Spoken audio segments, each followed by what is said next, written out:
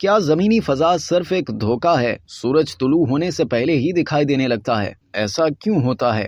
قدرت کے بہت سے کرشمے ایسے ہیں کہ انہیں دیکھنے کے بعد سائنسدان بھی کچھ وقت کے لیے سوچ میں پڑ جاتے ہیں، لیکن یہ بات قابل قدر ہے کہ ایسی کوئی چیز نہیں جس کے بارے میں انسان غور و فکر نہ کرے، کیونکہ انسانی دماغ کائنات کی کھوج میں تا قیامت لگا رہے گا۔ ہم سب جانتے ہیں کہ زمینی فضا میں بہت سی گیسیں موجود ہیں اور ان کے ساتھ ساتھ آبی بخارات بھی موجود ہیں۔ اس لیے جب روشنی زمین کی فضا میں داخل ہوتی ہے تو اس میں بھی ریفریکشن کا عمل ہوتا ہے، جسے فضائی ریفریکشن کہا جاتا ہے۔ یہ بات انتہائی حیرت انگیز ہے کہ سورج حقیقتاً طلوع ہونے سے 4 منٹ پہلے ہی افق پر دکھائی دینے لگتا ہے، اور اسی طرح شام کے وقت سورج حقیقتاً غروب ہونے کے 4 منٹ بعد بھی ہمیں افق پر دکھائی دے رہا ہوتا ہے۔ اسی طرح پورے دن کے دورانیے میں 8 منٹ کا اضافہ ہو جاتا ہے۔ بعض لوگوں کے ذہنوں میں یہ بات چل رہی ہوگی کہ اگر فضا ہمیں نظر کا دھوکہ دے کر دن کا دورانیہ 8 منٹ بڑھا سکتی ہے تو کیا ہم جو طلوع و غروب آفتاب کا وقت حسابات کے ذریعے نکالتے ہیں وہ اصل طلوع و غروب کا وقت ہوتا ہے یا فضا کی موجودگی میں طلوع و غروب کا وقت ہوتا ہے؟ تو اس کا جواب یہ ہے کہ متعدد حسابات میں ہم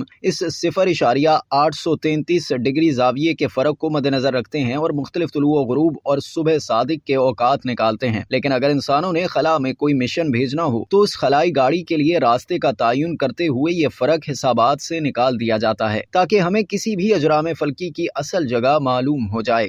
اب تک کے لیے اتنا ہی۔ مزید جاننے کے لیے سبسکرائب کیجیے ڈیلی جنگ یوٹیوب چینل اور لائک کیجیے ڈیلی جنگ فیس بک پیج۔